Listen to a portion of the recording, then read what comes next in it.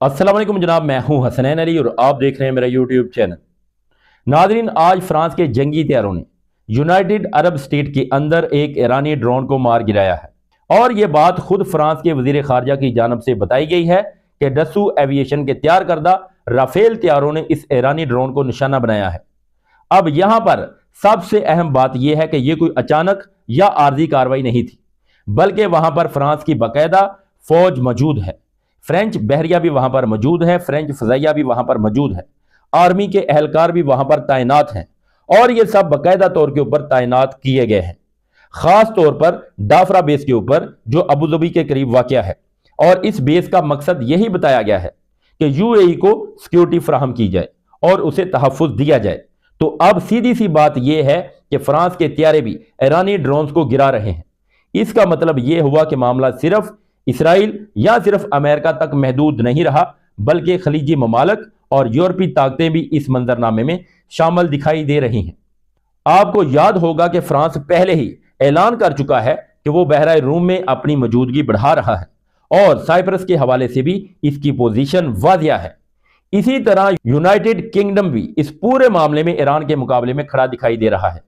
यानी ये तनाज़ा अब एक बड़े दायरे में फैलता हुआ नजर आ रहा है और इसके असरात मुख्तलिफ खित्तों तक पहुंच रहे हैं।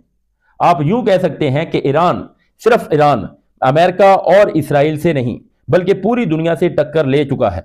ईरान अकेला एक साइड के ऊपर खड़ा है और बाकी दुनिया मुखालिफ साइड के ऊपर खड़ी है और वो फिर भी डटकर दलेरी से मुकाबला कर रहा है।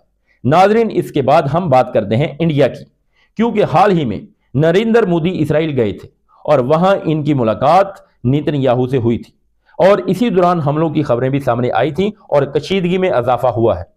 इसके बाद इंडिया कश्मीर में बाकायदा रद्द-ए-अमल देखने को मिला है, जहां श्रीनगर चौक के अंदर ईरान के हक में मुजाहरे हुए, लोग सड़कों के ऊपर निकले, झंडे उठाए, नारे लगाए और इसके जवाब में ना सिर्फ इंडियन हुकूमत ने दर्जनों अफराद को गिरफ्तार किया, बल्कि मीडिया अदारों के सोशल मीडिया अकाउंट्स को भी ब्लॉक करना शुरू कर दिया गया है।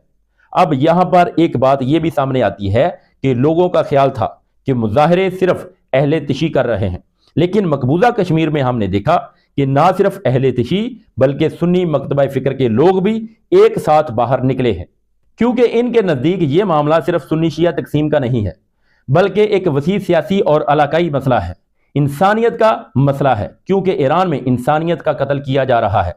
अब इसी दौरान एक और बड़ी खबर आयतुल्लाह खामनाई के हवाले से सामने आई है। पहले बताया गया था कि इनकी आखिरी रसूमात आज अदा की जाएंगी, लेकिन अब इतलात के मुताबिक आज रात इनका जनाजा नहीं होगा और उसे मुलतवी कर दिया गया है। पहले कहा गया था कि 3 दिन बाद मशअद में तदफीन होगी, लेकिन फिलहाल किसी नई तारीख का ऐलान नहीं किया गया।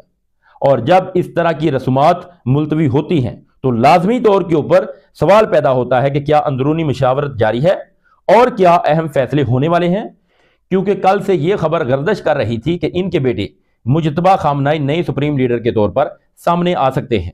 इतलात के मुताबिक वो एक मजबूत उम्मीदवार जरूर हैं और आज ये भी कहा जा रहा था कि अगर नमाज जनाजा अदा की जाती तो नए सुप्रीम लीडर या रहबरे आला का इंतखाब भी आज हो सकता था, लेकिन चूंकि अब जनाजा मुलतवी हो गया है तो इम्कान यही जाहिर किया जा रहा है कि इस फैसले में मजीद वक्त लग सकता है।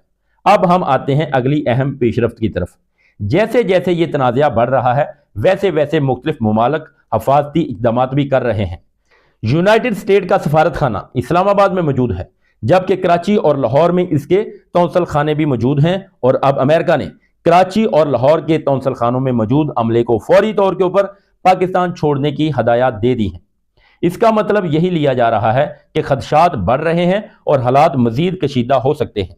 इसी दौरान इसराइल की दफाई अफवाज ने दावा किया है कि ईरान के ऊपर हमले 2 या इससे ज़ायद हफ्तों तक जारी रह सकते हैं, लेकिन ईरान का मौक़िफ़ वाज़िया है कि वो मुज़ाकरात नहीं करेगा। खामनाई के करीबी साथी ने यह खबर रसा अदारे राइटर को बताया है कि हम बातचीत नहीं करेंगे और दबाव कबूल नहीं करेंगे। और आज ईरान के वज़ीर ख़ारजा ने यही बात दोहराई है कि ट्रंप ने इन मुज़ाकरात को सौदेबाजी की तरह लिया और ना सिर्फ सफारतकारी को नुकसान पहुंचाया बल्कि इन लोगों को भी धोखा दिया जिन्होंने इन्हें मुंतखब किया था। इसी दौरान अल जज़ीरा ने रिपोर्ट किया है कि इसराइल के मिसाइल लॉन्चर को तबाह कर दिया गया है, लेकिन इसके बावजूद ईरान के पास अब भी सहूलियात और सलाहियत मौजूद है और असल सवाल यही है कि आने वाले दिनों में کیا ایران کی یہ صلاحیت کم ہوگی یا برقرار رہے گی؟ کیونکہ بلومبرگ بھی یہی کہہ رہا ہے کہ اس جنگ کا اصل فیصلہ اس بات کے اوپر ہوگا کہ کس کا اسلحہ پہلے ختم ہوتا ہے۔ ایران کا کہنا ہے کہ اس نے لمبی تیاری کر رکھی ہے، اسے جلدی کوئی نہیں ہے، اور وہ جانتا ہے کہ اس جنگ کو کس حد تک آگے لے کر جانا ہے اور اس کا اختتام کب اور کیسے کرنا ہے۔ تو یہ تھی ناظرین اب تک کی اپڈیٹ۔ اب تک کے لیے اتنا ہی، ملتے ہیں ایک نیکسٹ ویڈیو میں، تب تک کے لیے اللہ حافظ۔